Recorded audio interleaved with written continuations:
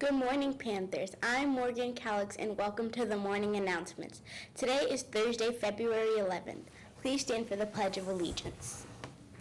I pledge allegiance to the flag of the United States of America and to the republic for which it stands, one nation, under God, indivisible, with liberty and justice for all. Please remain standing for our Panther Pledge. This pledge helps us remember to be safe, be respectful, and be an avid learner.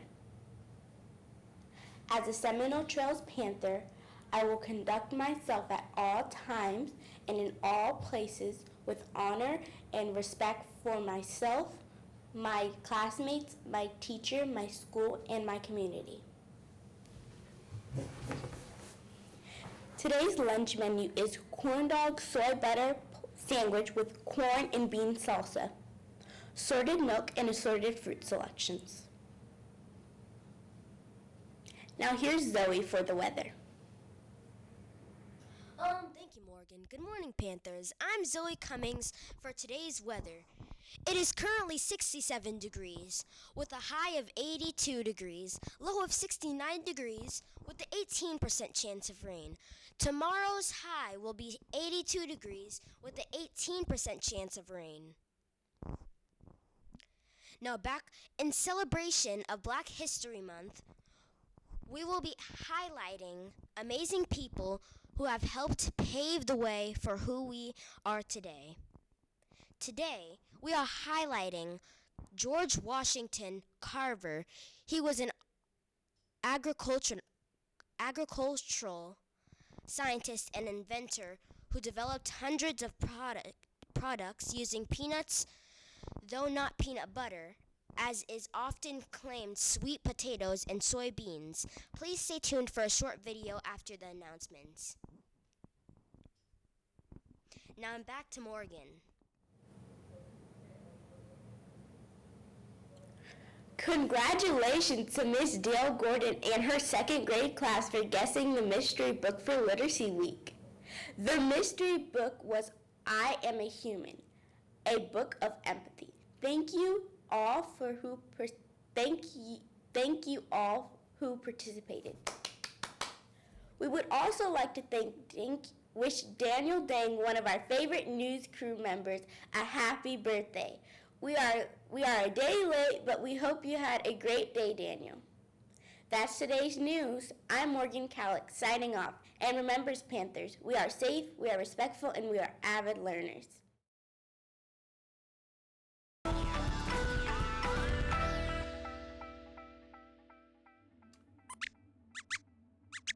I see what you mean, Squeaks. Your plants haven't grown at all. And you said you plant these in the fort every year? Huh.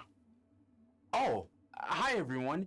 Squeaks was just showing me one of his lettuce plants, or what's supposed to be a lettuce plant. He says he's planted lettuce in the fort's greenhouse every year, and it's gone great. But this year, something isn't working. He's using the same soil and the same kind of seeds, but his lettuce just won't grow. I'm sorry, Squeaks, but you know what? I know a science story that might be able to help. It's the story of George Washington Carver, an amazing scientist and inventor who taught people how to take care of their plants. It's story time. George Washington Carver was born around 1865 in Missouri in the United States. That was a hard time in the US, especially for Black people like George Washington Carver. That's because slavery was still allowed in some parts of the country. Slavery is when someone claims another person as property. Like you might own a toy or a piece of clothing. It wasn't kind or fair, but it's a big part of the history of the United States. Enslaved people didn't have any freedom, so they couldn't choose what to do, where to live, or if they could go to school. Instead, they were forced to do work, almost always without getting paid. In the US, many enslaved people were taken from different parts of Africa where they used to be free. Others were taken from indigenous communities, people who had lived freely in what's now the United States for thousands of years. Meanwhile, most enslavers or people who had slaves had light-colored skin, and their families came from Europe. You're right, Squeaks. Slavery can be such a hard thing to think about because it's so unfair and unkind. And eventually, it did become against the law. But it's still important to remember And it's an important part of this story because Mr. Carver was enslaved when he was born. Thankfully, slavery became illegal in Missouri not too long after that. But people were still treated unfairly based on the color of their skin. For example, many schools wouldn't teach black students, so when he got older, Mr. Carver had to travel to lots of different schools to get an education. But that didn't stop him. As a kid, he loved to read books, explore the world around him, and learn about nature, especially plants. He also loved to make art and play piano. And as he got older, he eventually decided to become a scientist. He went to college and studied farming and how to grow food.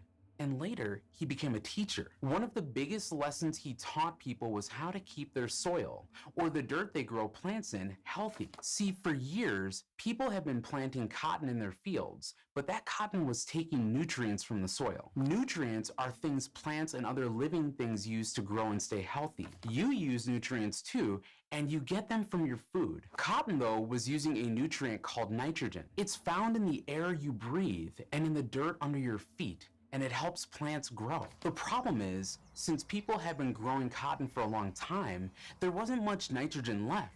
So the cotton plants weren't growing. That's where Mr. Carver came in. He taught people how important it was to change the type of plants they grew. For example, he taught people that if they planted peanuts one year instead of cotton, the peanut plants would put some of the nitrogen back in the soil. That's because peanut plants have a special kind of bacteria on their roots. Bacteria are creatures so tiny, you'd need a microscope to see them. There are lots of different kinds of bacteria, and they do different things. Like some make your yogurt taste sour, and others can get you sick if they get into your body. But the bacteria on the peanut plants can take nitrogen from the air and put some of it into the soil for plants like cotton to use later. So in a way, peanut plants could fix the soil. Oh, what did he do with all those peanuts? That's a great question. Thanks to George Washington Carver, lots of people started growing peanuts and other foods like sweet potatoes. And Mr. Carver came up with all kinds of ways to use them. I mean, you can eat those foods, of course. But Mr. Carver also invented other things made from plants like peanuts. He made shampoo, lotion, and even medicine made from peanuts. He didn't invent peanut butter, though, even though lots of people think he did. So Squeaks, I think there is a lesson you can learn here about your plants. If you've been planting lettuce every year, your soil might not have a lot of nitrogen left in it. So what do you think about planting peanuts this year? I thought you'd like that idea. See, this is one reason it's important to know about different scientists. There's a lot you can learn. And thanks for joining us, everyone. If you want to keep learning with us here at the Fort, you can hit the subscribe button, and we'll see you next time.